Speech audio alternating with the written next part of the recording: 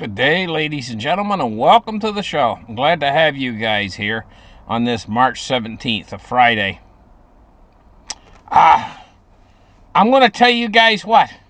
Was this whole thing planned? I mean, is this planned? Is this a big plan by the Federal Reserve to take down our system? Is this all planned? Well, here's the thing. I'm going to let you guys decide for yourself, but we're going to take a close look at the evidence. You know, back in Jekyll Island, when they put together this monetary system that we have now, and they back around 1913, 1914, they instated the Federal Reserve as the central bank of the United States, and they came up with this monetary plan. How it functioned originally was, first, it was set up as a model that was reliant upon growth. It was a growth-related model. It was the financial system would grow along with industry and along with commercial activity, and it would grow. First in the United States and then in the entire world. It was set up as a model. It was to basically do the whole world, be the whole world's financial model, and become, they were basically setting it up to become the largest currency unit in the world and be the world reserve currency. It was set up this way by the central bank. But it was a growth-related model. It would always rely upon an expansion of the monetary supply in order for it to survive, creating this money from debt. Right? But it was locked into gold. And you know, if they kept it locked into gold, the way it was originally set up, it would continue to function. But being as it was related to a growth-related model, it would only function as long as the world would continue to grow. So it was a model that was set up for a planet that would be like, have unlimited of everything, and unlimited be able to constantly keep growing on an exponential. Now, it was two unrelated events. It was that setting this up, and then Nixon came in later in 1971 and did what was called the Nixon shock, where he changed the model that they had created, and he took away the gold standard that was backed by gold.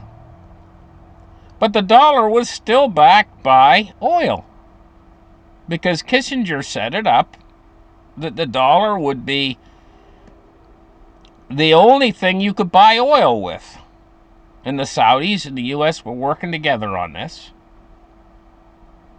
And so it was called the petrodollar. And the dollar was still backed by oil, which is really it wasn't a hard peg. No, it was not a hard peg to oil. But being as dollars is the only thing that you could buy oil with, it made so there would be a demand for dollars around the world. And this was extremely successful. This leads us almost up to the present. So it was these two events.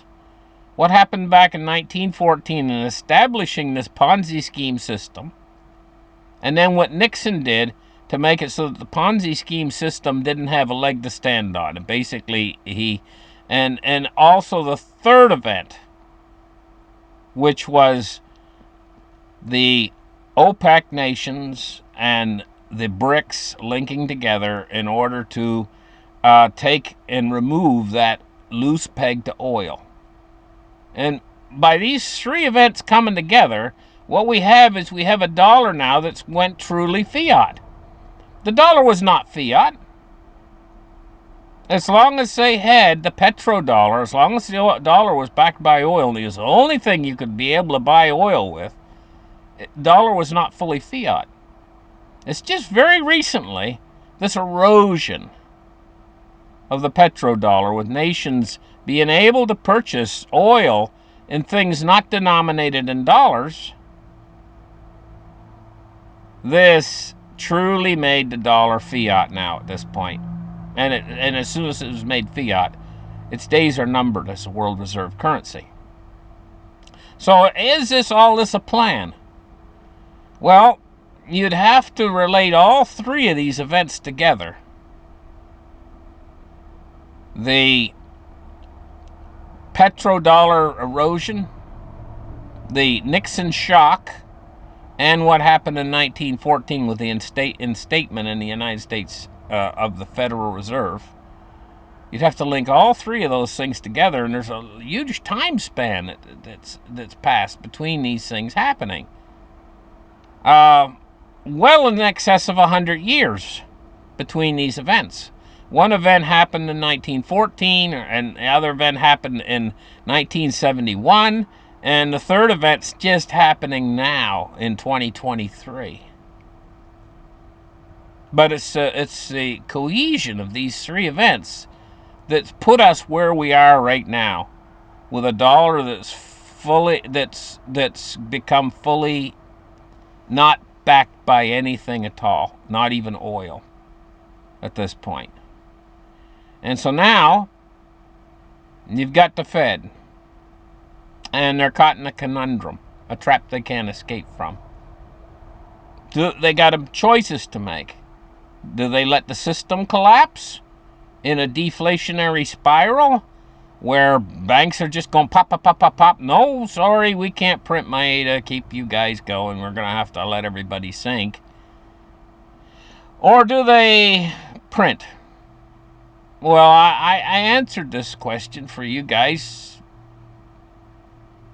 I told you guys what they were going to do. They were going to print, and they're printing. They're moving in that direction. Will they continue? They're going to have to continue. And so now we've got this dollar that's free, and they got no peg to it. Nothing. It's just floating free. Over there, if you move over to the east, over there, they're selling oil left and right, and everything from silver to gold to cryptocurrencies to their own currencies. They're selling oil left and right. They've divided themselves away from this petrodollar system, and they're dividing themselves further away from it all the time. Ultimate conclusion in all this, was all this a plan? I don't know. But it would have had to been a plan that was started back on Jekyll Island if it was a long-term plan. And yes, it definitely was a plan, but was it a plan for this to happen, what's happening now, with the death of the petrodollar? So here we go, boys. Here we go. It's collapsing. The system is collapsing right now in real time. I'm watching it in the markets. I'm watching something that cannot be solved, cannot be fixed. Either way they try to fix it, it's going to collapse. It can collapse in two directions, deflation or inflation. It's moving toward inflation, and this is the slow collapse. There's a quick collapse and there's a slow collapse. The deflationary collapse is quick. It takes you out fast. But we got parts of the economy that are deflating in all this right now. And we got other parts that are heading toward hyperinflation. So it's a mixed bag. It hasn't all shifted yet. There's still a lot of deflationary action out there in the system. I can't begin to tell you guys that, just before the Great Depression, they said that money started to move around within the system, liquidity,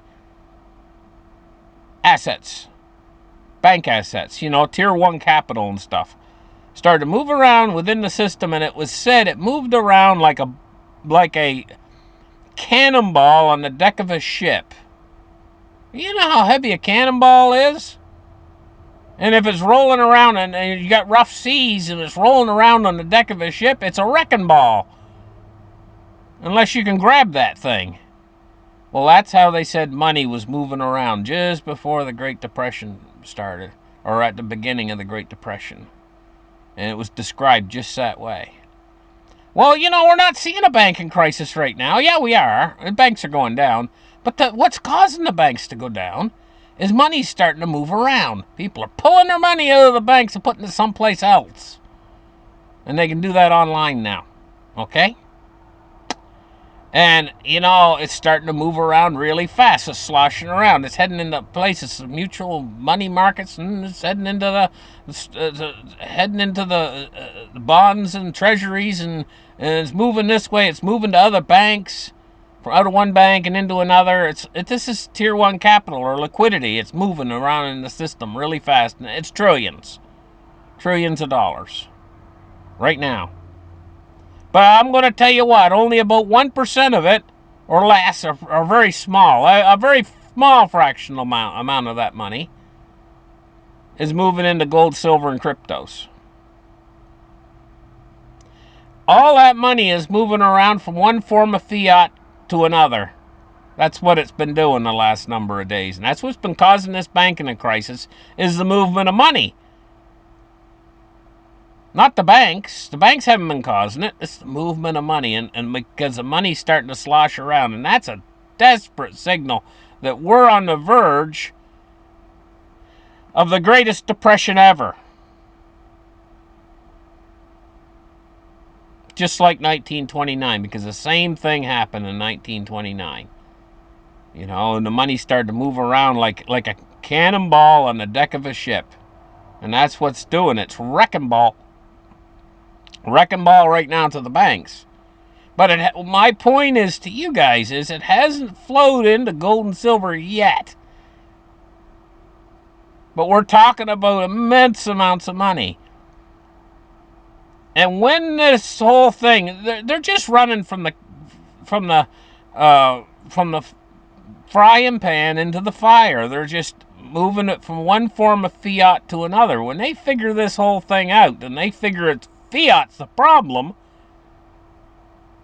and it's not going to help them from move to one form of fiat to the other because it's losing value really fast. When they figure that out, and believe me, they will, they're going to figure this out. It's going to be a light bulb moment for investors out there. And some of the early ones are starting to figure it out now. And that's probably why you're getting 1, 2, 3% moving into gold and silver. But when they all figure it out and then they all get desperate, oh my gosh, and this is what I've been telling you guys. The gold and silver is just going to go poof, gone. And a lot of you guys are worried. You say, I'll buy silver if it goes to the moon. Where am I going to sell it? Oh, that's the biggest joke ever. You're not going to be able to buy it. But selling it. When the gold and silver price start to go to the moon, take a moonshot, you're going to see all these places open up. On every street corner, every vacant building will be leased by somebody. And there will be a big sign on the window. We want to buy gold and silver. Not sell it. You're not going to be able to buy off of them. But they're going to pop up everywhere. And they'll have a little scale, and you bring in your earrings, and then pow, or anything you got. At this point, no questions will be asked. They'll want to buy teeth, even old teeth. They'll buy anything that even smells like gold and silver, because gold and silver is going to go up so high in value, and people are going to be so poor they're going to bring it in. And I see this as all part of the plan. Because all the gold and silver, they'll sort it and they'll put it in different buckets. They'll have a little bucket for the 14 karat, and they'll have a little bucket for the sterling silver, and they'll have a little bucket for the 18 karat and for the 10 karat, and they'll have it all sorted out for the guy that'll come in once a week with the truck and pick it all up and take it to a second place. Then they get paid. The gold will go to the second place, and that's where they melt it all down into bars. And then it goes to the third place. And then it goes to the fourth place and the fifth place. And this is so you can't catch up. So nobody will be able to figure out what's really going on. But it finally ends up heading out the back door and heading into the big vault someplace where the really big shots are going to be buying it all up because they want it all. How are they going to get your gold and silver? Now, you guys are saying, well, they're going to confiscate it all. They're going to take it all from us. No. That's not the way to really get it out of you guys. And get it out of everybody out there. Most everybody out there. It's been an affluent society for a very long period of time. Everybody's got a little something. Whether it's a pinky ring or a pair of earrings. If they can try to confiscate it, they won't get it all. But if you make everybody out there poor, poorer than poor, so they can't even feed themselves. And then you have a whole bunch of little stores pop up everywhere. We buy gold and silver. And then if they'll all bring it in voluntarily to get some of this worthless cash so that they can buy, or probably won't even be cash by that time. It'll probably be, they'll put a little thing on their card. Everybody will have an account at the central bank. CI, central bank digital currency. And they'll have a little card. They'll just dump their gold on the counter, a guy will weigh it, and he'll take their little card and he'll slip it through a thing, and then they got the money put on their card. Oh, but of course, automatically the government will probably take out their cut as it goes on that card. So hey, you got a situation like this. The guy goes in and he taking in Aunt Martha's gold earrings because he's so hungry. This whole family, his kids have been squealing for food. There's no food. They can't feed because they had to make the rent this month, and they gave the landlord the last bit of money they had. And now they've been all day, 24 hours, his kids haven't had anything to eat. So he takes Aunt Martha's gold earrings in, lays them on the counter. And the guy says, he weighs them and he says, these are going to sell for 34,000 US dollars, and because there's less than a gram of gold here. You guys get the idea what the price could go to? And he says, "Let me see your card." He hands him over this little blue card, or green card, or yellow card, or whatever color the card is. Slides him over the card across the counter, and he goes zip through the machine. He says, "Okay, all done." And the guy, he opens his phone up and he checks and he sees about $30 some odd thousand dollars in his into his account, and it'd be enough food to last them. $30,000 should be enough to last them the rest of the month. Enough food to feed them for the rest of the month or whatever. This is the kind of world we're heading into, and fast.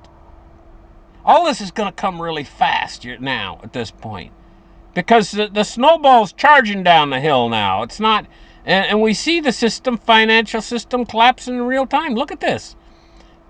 Silver's up 52 cents today, 22.19. But I told you guys the $3 days are coming.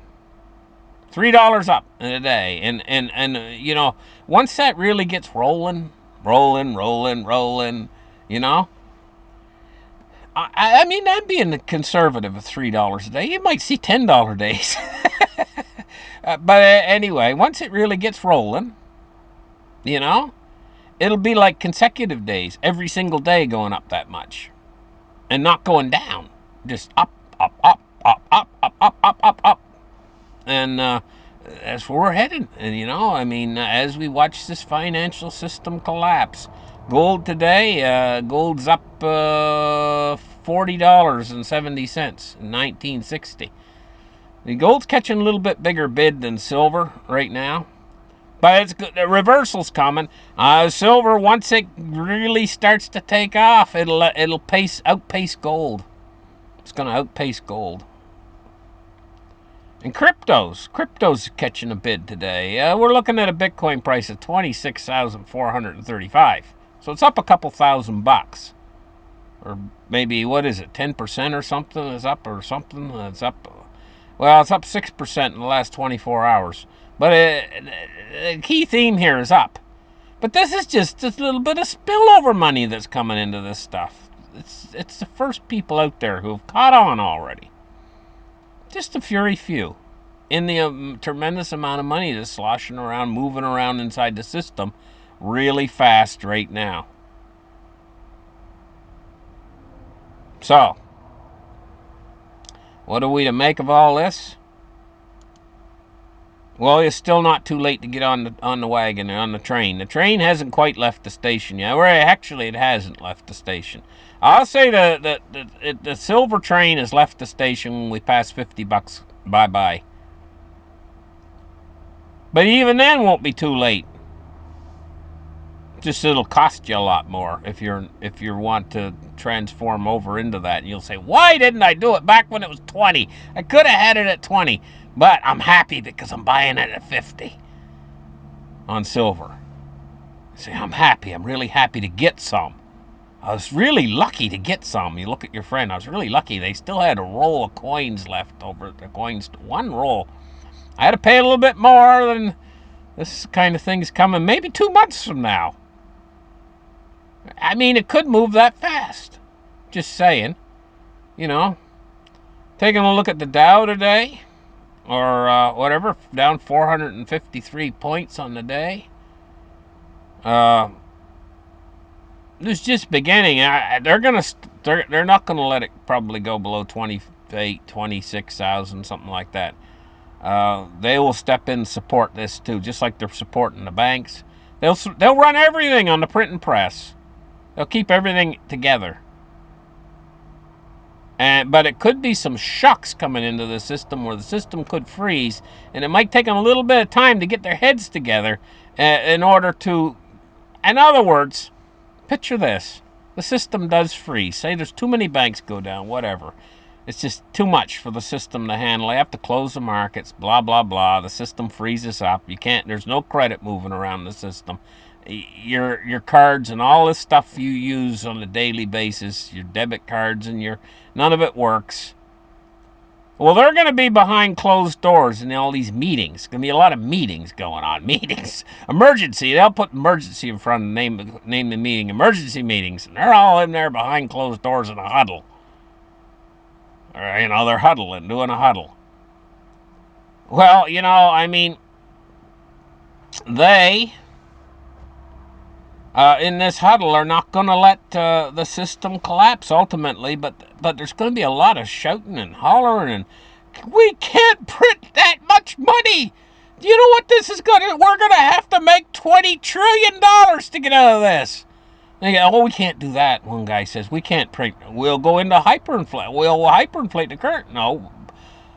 But what's the alternative, they'll say? Well, the alternative is XXX. Oh, my God. We can't do that either. We can't go there. We definitely can't go there. Okay, print the 20 trillion. This is how it's going to go over and over and over again. And they're just going to print the dollar to dust until the point it's worth zero. Zero. That's where we're going. Zero. A billion times zero, zero. A billion.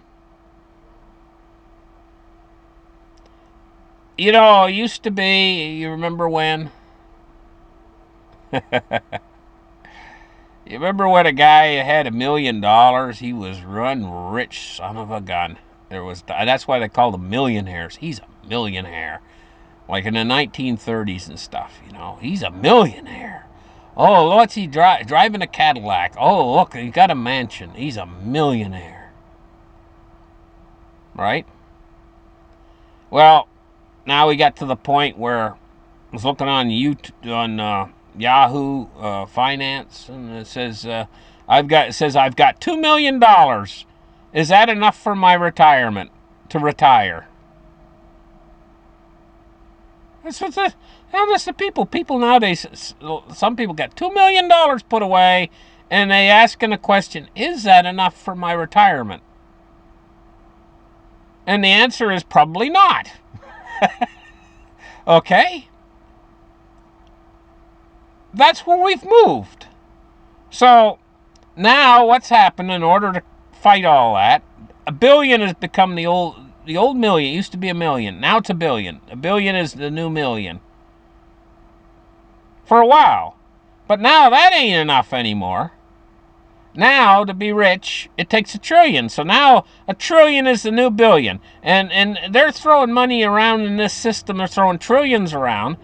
Soon $1 trillion will only be $1. It's all in your head. It's all relative. Soon it'll take $1 trillion to buy an apple if they keep on going. And ultimately, this is what I mean by it's going to zero. Ultimately, but this is the slow way. Deflation's the fast way. Remember that. This way, when they slowly erode the currency, and it goes faster and faster toward the end. I know this. But ultimately, it takes a while. It's just not an overnight process. You see, the deflation can just strike overnight. It can take everything down in an awe-inspiring, jaw-dropping. And this is what happened to them back in 1929 when the markets fell. It was like out in the audience, out in front, they couldn't all get into Wall Street, They couldn't all get on the floor. And a lot of them were outside listening, and the ticker tape was going and everything inside. And as the numbers were called out to the crowd out in front, there was like, they couldn't believe it. The amount it was crashing. That's what deflation can do. And it's overnight. It happens immediately. But inflation is a hidden tax, and it's slow and it's insidious. And so on the front side, it's slower. We're on the front side of it right now. But as it progresses, it does speed up toward the end on the back side of it.